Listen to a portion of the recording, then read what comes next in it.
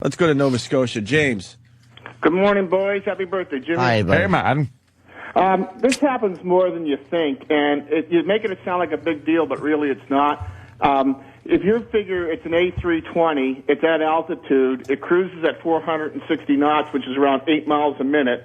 It gets a tailwind, which gives it another 2 miles a minute. So really it's doing about 10 miles a minute, so it's 15 minutes.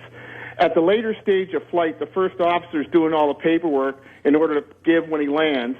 And the aircraft commander is either reading a book or has missed the radio transfer from air traffic control. And in 15 minutes is like the virtual blink of an eye in a long flight, and they go, holy shit. And when they scramble to find out what frequency they should have been on, it's easy to get 150 miles. I've seen it happen a lot. Yeah, but think of it this way. Shouldn't they have been descending then? No, I don't want to say... 8 minutes out, they shouldn't have been descending? Well, you see, the problem is the A320 is probably the most automated airplane in the sky. And the old joke was, the new crew on an A320 is one dog and one pilot. The pilot's there to feed the dog, and the dog there is to bite the pilot if he touches any buttons.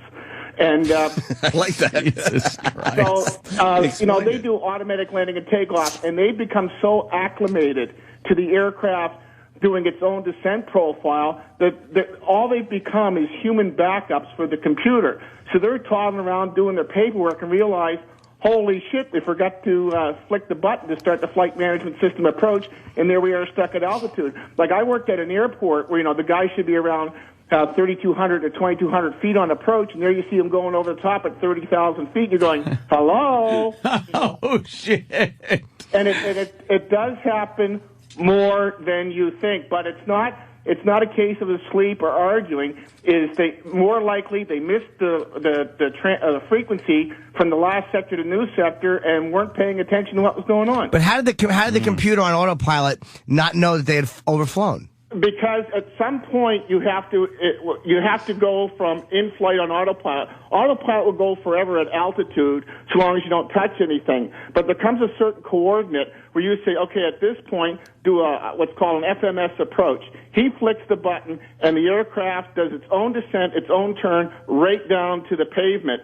So he missed the cue. It's called situational awareness is what it's called in business. He had none, or both of them had none. But it's only a blink of a time. You're talking about 15 minutes that they overflew, and it would have taken them that long to get down. Let me ask you, can the plane actually land itself? Absolutely. It's called an ALS, an automatic landing system. And we always used to joke about it as controllers that says, that after the pilot hears the screeching of the tires, he puts a newspaper down and says, hello, welcome to... Oh, shit. Hey, let me ask you, are you a pilot or you're air traffic? I was air traffic. I had my pilot's pilot's license, but that scared the shit out of me, so I stayed on the other side of the microphone. Hold on. A lot of people are saying Bravo Sierra on this guy. Nah, I believe this guy. Yeah, I do too. He knows too much. Let's see what happens here. We got a pilot on the phone. Bob in Virginia. You're on with James from Nova Scotia. Go ahead, Bob. Yeah, how you doing? I'm an airline pilot. I fly domestically and internationally, and one of the things we laugh at, the guy's an air traffic controller. He knows certainly part of the industry, but he's not a pilot, and he's certainly not an airline pilot. And he may know a little bit about the Airbus, but when we're on our airplanes and we're seeing the passengers come on board, we always laugh at the guy that comes on wearing a baseball cap that says pilot. And this is, he's one of those guys that it sounds like that. A lot of his stuff is just way embellished. What's he wrong? What's he wrong about? Tell us. The aircraft are highly automated. There's no doubt about that. I fly one of the most advanced 737s that's ever been produced. And I do coast-to-coast stuff, backside of the clock, completely against circadian rhythm. And it's a very difficult thing for the human body. And unfortunately, we are... we're slaves to what the company can schedule us to do legally, which isn't always the safest thing to do. And even though the aircraft are highly automated, the pilots, they have to put all the information in, and they have to tell it to do everything it's going to do. So wait, are you saying what I said? What I said was on autopilot, you're going to make a transition to an FMS approach. It doesn't do that. It's on. And are you telling me in your career you never missed a radio call from an air traffic control from one sector to another? Oh, absolutely. We miss radio calls all the time. That's what I'm saying. So I was defending the pilot by saying that they weren't arguing, they weren't asleep. They probably missed a radio call, and that's how come they, that's easy to do. I've seen it happen a lot. And I never claimed radio calls, but I don't miss radio calls. I wasn't eligible. I'd like to hear this discussion actually on the air. We know why while they're flying. Now we know why the pilot overshot the. Hey, listen, you fucking asshole! I'm flying this thing. What do you think? Probably just argue with air traffic control. So you both acknowledge that the other one is legit, right? Oh yeah, he sounds like somebody that would say, Oh God. My point was at the start of this, by simply missing a radio call and being distracted for a short period of time could lead to this pilot being off course. I was having a little fun at your expense. Get over it. Yeah, you're right about that. It could have been a simple one-missed call, and there are just discussions in the cockpit, and it's easy to miss that. And at some point, you are going to look down and say, holy crap, where are we? That's the airport behind us. I don't dispute that at all. But as far as the level of participation in the cockpit for what the pilot is doing with the airplane, no, we fly the airplanes, and a lot of times when we're flying the airplanes, airplanes are very complex pieces of machinery. A lot of times, certain things in there don't work. Can I point out, this is degenerated to the pilot going, it's hard,